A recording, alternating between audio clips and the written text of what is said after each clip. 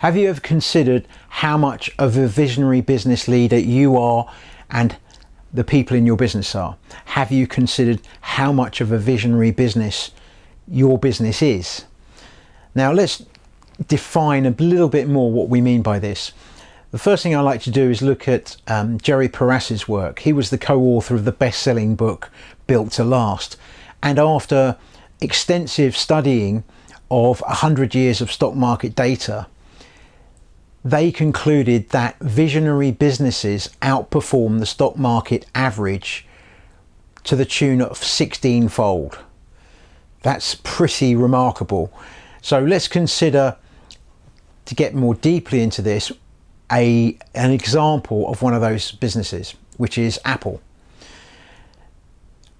A visionary business, and definitely, if we look back at the late Steve Jobs, a great example of a visionary business leader. Now, Steve Jobs was ousted from Apple back in 1985, and most people would say that Apple lost its way a bit. Certainly its profits were down until Steve Jobs returned after his incredible success with Pixar in 1997.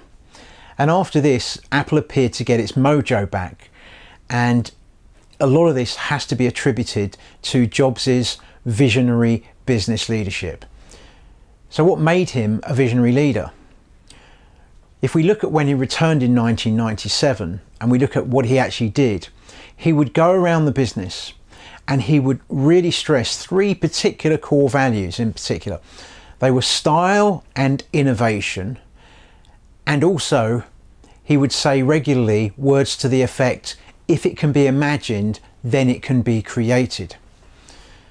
Now, if we look at how that showed up in reality, there's so many examples. Let's just look at a few. So when Jobs was employing engineers, for example, when he had this vision that we could have touchscreen interfaces, which didn't exist at the time, he spoke to engineers and said, this is my vision.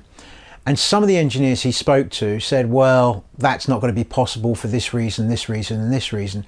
Well, with that attitude and those values, he didn't hire them. But the engineers he spoke to said, that's going to be difficult, but we think we might be able to do something. It's worth a go. Let's give it a go. Those were the engineers that he hired. If we look at other factors, I mean, I can remember in 1999 being in the Apple store in Oxford Street in Regent Street, isn't it, in London, and the enthusiasm of the people in the queues, the buzz in that place was incredible. And I'm sure if I'd have used the word style and innovation, if I'd have said to people, why are you queuing up for your Apple? And I said, is it because of style and innovation? I'm sure everyone would have nodded their heads in agreement. So people knew why they were turning up. Every aspect of that business was run on these core values. That was part of the vision. The investors, the business partners, the suppliers, everyone bought into this enthusiasm, which was centered around the vision, which was centered around the core values. Nowadays, the core values at Apple, in my opinion, have been a bit diluted because of corporate wordiness and things like that. But they're still there if you look. And Apple's still a very successful company. Now, if you lack visionary leadership in any business, you're going to lack enthusiasm. And what happens is businesses that lack visionary leadership are quite easy to spot because they're having to use a lot of motivation to get people to do things. They're having to use the carrot or the stick or both. Whereas visionary business leaders, those businesses look different where they are because they consistently inspire and enthuse people. They consistently empower people rather than trying to control them. When I'm in a visionary business with visionary business leaders, I will see autonomy. I'll see low levels of micromanaging. I'll see business teams with exceptionally high levels of productivity, efficiency, creativity, and innovation. The carrot and stick approach of motivation has its place.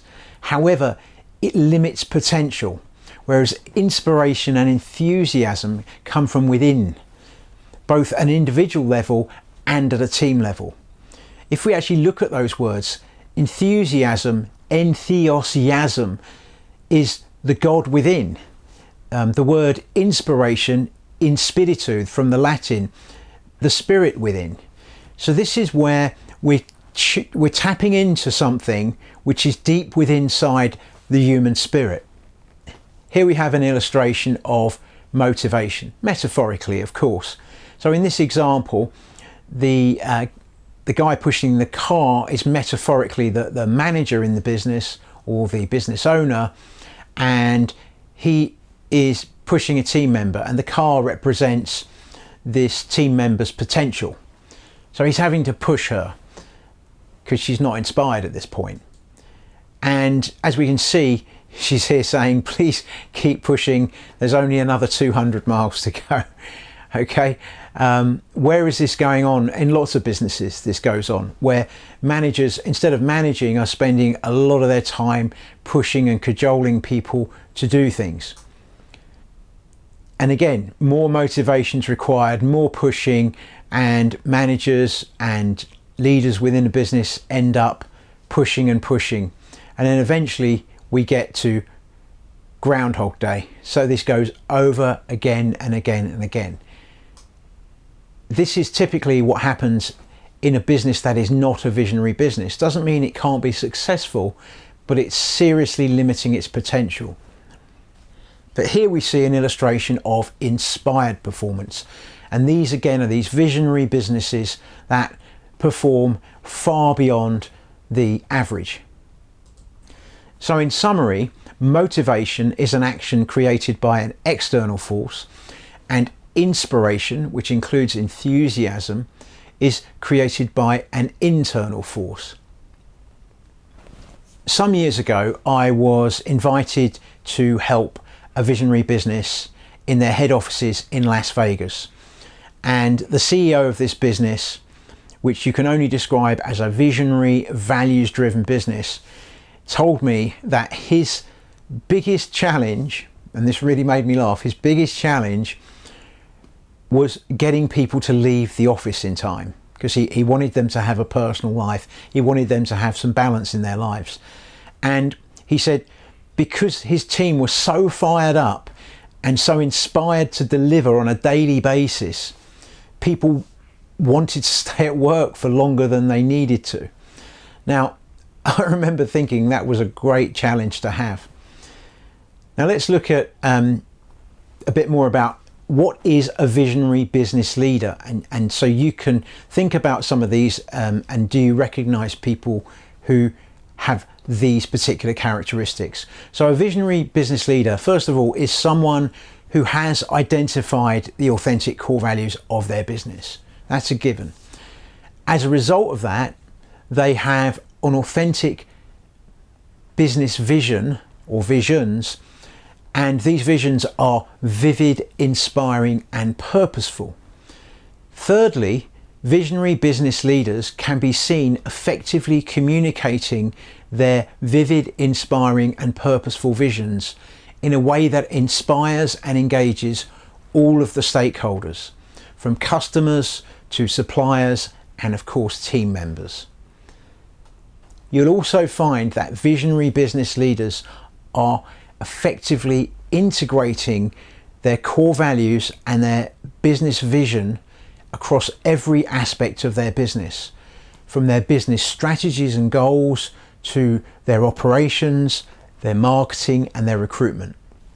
Please feel free to download my complimentary report, Your Vivid, Inspiring, Purposeful Business Vision, when you also subscribe to my book of the month, and you can do that on the link at the bottom of the homepage on my website. The single most important element of creating vivid, inspiring and purposeful business visions is that they are aligned with the highest core values and purpose of the business. The greater your level of understanding of the authentic core values and the purpose of your business, the more of a visionary leader you can be. To learn more, please check out my Authentic Core Values Driven Business video below. Thank you.